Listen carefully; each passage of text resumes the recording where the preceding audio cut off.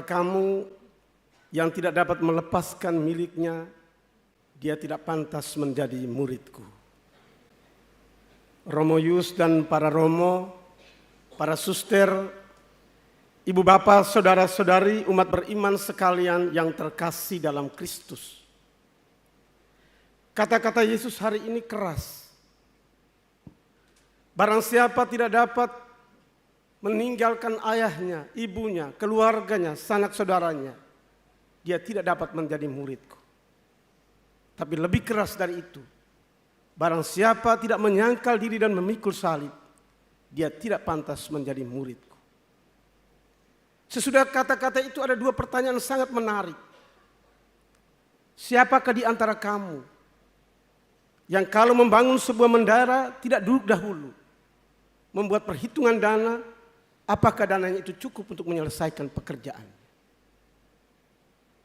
Atau raja manakah yang ketika ingin maju berperang tidak berhitung dahulu apakah dengan 10.000 tentara dia mampu menaklukkan lawan dengan 20.000 tentara? Apa yang Yesus maksudkan? Jesus first. Yesus tidak mau dinomor duakan. Ini sebenarnya hanya parafrase.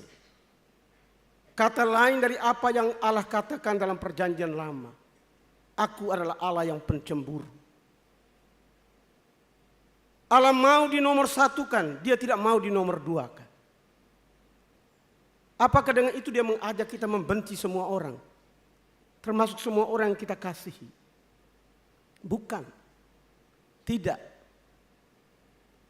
Tapi Yesus tahu bahwa ada begitu banyak hal di sekitar kita yang membuat konsentrasi kita tidak tertuju terutama pada Dia.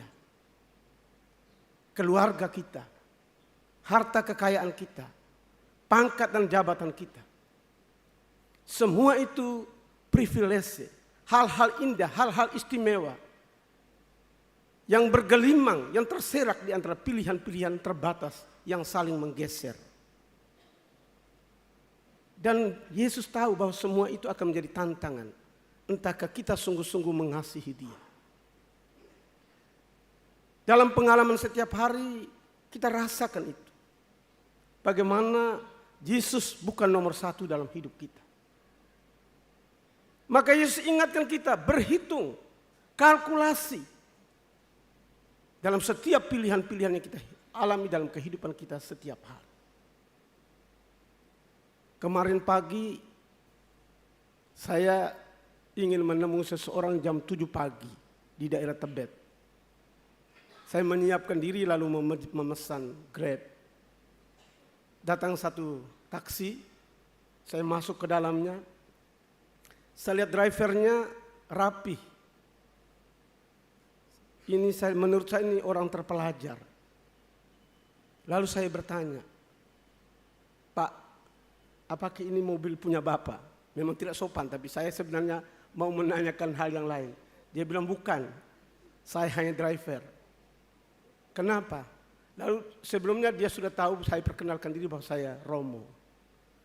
Dia bilang, Romo, saya sebelumnya itu bukan driver. Saya punya posisi penting di sebuah perusahaan. Tapi makin lama saya merasa makin tidak nyaman di situ. Di perusahaan tempat saya bekerja, semakin Anda melawan hati nurani, semakin Anda terangkat posisi. Dan saya sedang berada di posisi menuju puncak. Makin lama saya menjadi makin tidak nyaman. Bahwa semakin saya mendapatkan posisi tinggi, makin banyak hal saya khianati. Makin banyak nilai yang saya pertaruhkan. Maka sejak tahun lalu saya memutuskan berhenti. Dan sambil menunggu pekerjaan yang lain, saya menjadi driver. Apa pesannya? Jesus first. Dia merasa bahwa semakin dia terpromosi, Yesus semakin tersingkil. Maka dia tinggalkan pilihan itu. Kita seringkali berada dalam dilema-dilema seperti itu. Apa alat ukur untuk menakar bahwa Yesus itu pertama dalam pilihan kita, dalam hidup kita?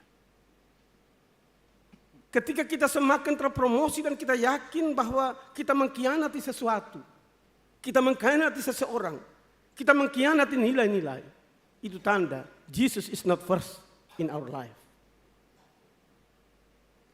Ketika kita berbisnis, kita semakin untung dan kita merasakan ada yang tidak beres, itu tanda bahwa Yesus bukan nomor satu dalam hidup kita.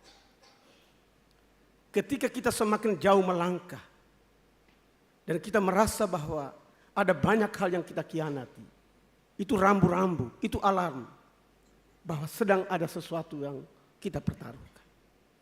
Mari ibu bapak saudara-saudari, kita berkalkulasi.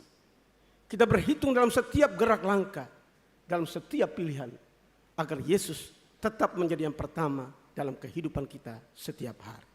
Amin.